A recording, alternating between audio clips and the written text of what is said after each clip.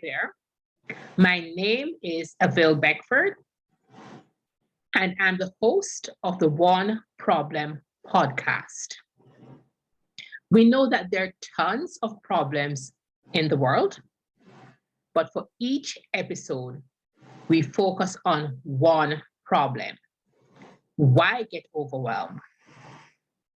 Most of my guests so far, I've had some prior relationships with them.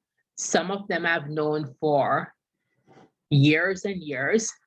Others I've known for maybe 4 or 6 months. And that's the case with my guest today, Robin Sachs. I've known her for about 4 or 6 months, and I met her on LinkedIn. So Robin, she coaches people on confidence and how to have less stress when they speak publicly. Most of us know that one of the top fears is the fear of public speaking. Over to you, Robin. Thank you, Avil. So here's the problem. The biggest problem that gets in so many people's way when it comes to things like confidence, having more of it or having less stress, is negative self-talk. The problem of negative self-talk is something that gets in our own way more than anyone else or anything else possibly could in our lives. And the interesting thing about it is, it's actually one of the very few things that we have total control over. So let's shift over into, so what's the solution for negative self-talk? And the obvious question is probably just the opposite, which is positive self-talk, but that's easier said than done. So here's how to actually help you become, instead of your biggest critic in your own mind, your biggest supporter and your biggest advocate. So we're going to quiet that inner bully with the solution today. 2 things we need to know. There's a reason that we have negative self-talk, and it's not all bad. The reason that we always are critical of ourselves is because we want to do a good job. We want to show up in a certain way that makes people believe we're credible and trustworthy and knowledgeable.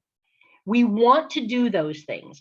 And so that voice in our heads, and if I say self-talk voice, everyone probably knows what I'm talking about because we all have it.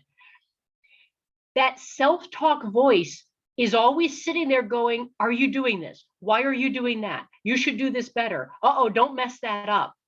And it's trying, it's making an honest attempt to help us show up in the way we want to show up. The problem, though, is that what that does is just remind us over and over, things could mess up, things could go wrong, we could be bad at this. And that's never going to serve us in the moment. And it's certainly not going to serve anyone we're speaking to or trying to help in the moment. So what I call flipping the switch is the thing that quiets that negative self-talk voice and brings up to a much louder volume the voice in our heads that's also there, that helps us feel supported and helps remind us that even if something goes wrong, we are good at this. Or even if I don't know something, I do know something else. And what the solution of flipping the switch is all about is, if you think about it, in our self-talk, in our own heads, we always give ourselves half of the story, and it's almost always the negative half. What flipping the switch means is you can give yourself that negative self-talk side. What if stuff goes wrong? What if I don't do a good job? What if I forget what I was going to say or do? However, you also have to give yourself the other side of the story, because we ask questions, what could go wrong, but we don't answer them. So for example, what if this doesn't work? Give yourself the other side of the story. If it doesn't work, we'll try plan B. What if something goes wrong? If something goes wrong, I'll ask for help or advice, or I'll figure it out in the moment. I don't have to know everything. That would be silly to think I have to be the expert on everything. I'm allowed to say, I don't know. Do you have any thoughts? What if I'm speaking and I forget what I was going to say next? Then I stop and take a breath, and I can either just go on with what I remember to say next. It might not be the thing I practiced, but guess what? Nobody knows your script. They don't know you forgot something. They have no idea you messed up because you didn't. So flipping the switch is a solution for negative self-talk because it allows you to say the things that you're going to naturally say or think, which are sometimes valid, but bring in the other side of the story. What that does for you in the moment very quickly is it allows you to vent. Oh no. And then go, here's a problem, but I also can remind myself it's not so much of a problem, or I have some solution.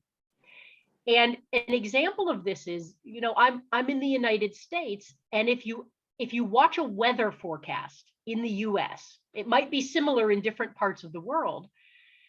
The weather forecaster might say something like, there's a 20% chance of rain today. And most people hear that and think, oh, great, it's going to rain today. And that's where our brain goes. Using this example or this tool of flipping the switch, you can say, well, there's a 20% chance of rain today, but there's an 80% chance of sun. Both of those things are real. Both of those things are possibilities. If I'm only focused on what could go wrong or the one I don't want, I'm going to lose the opportunity to see what could be that is equally as possible as the other thing that I was thinking. So if you think about stress in general, because it's not just, for example, someone walking on stage as a public speaker to talk, we have these moments all day, every day in our lives. And what happens when we feel stress is not always because something stressful is happening to us. Often we get very stressed out because we've gone into our heads and we've started talking about that situation in a very stressful way.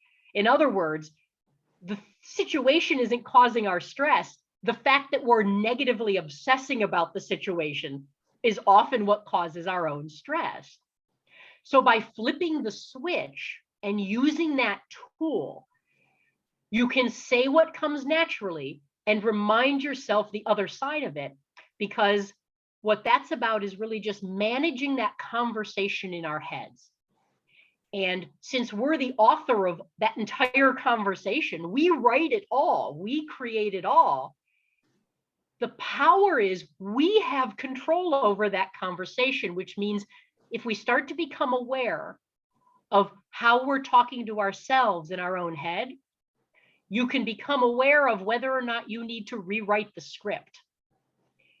Because sometimes what's causing our stress is that we're reading the same pages over and over and over and over again of the negative thoughts. And sometimes we just need to turn the page, pick up the pen, and write a new chapter. You're allowed to do that. You're the author of all your thoughts. So start to become aware of what you're thinking and what you're saying to yourself in your own head. Begin to talk to yourself like you would a friend, because we would never say to someone else what we often say to ourselves. With other people, we're very encouraging and supportive, and we say, you can do this, you're good enough at that, go share something great with them. But to ourselves, we go, I don't know enough, I'm not prepared enough, they're not going to like what I have to say. You're allowed to be your own friend in your head and say, you know what, you know enough, go get them and make a difference. That's flipping the switch. And when you start to get in the habit of doing that, what happens is when stress levels start rising, that flip of the switch can start bringing them back down so they're in a much more manageable place. That's where we want to be with our stress. So it doesn't take over, but instead can actually serve us in a way that makes us care and want to take action on things in our lives. So that's what I've got. And Avril, back to you. Thank you so much. I think that this is going to be really helpful to people about, how to manage negative self-talk and flipping the switch. So once again, thank you, Robin. My pleasure. Thank you for the invite to share.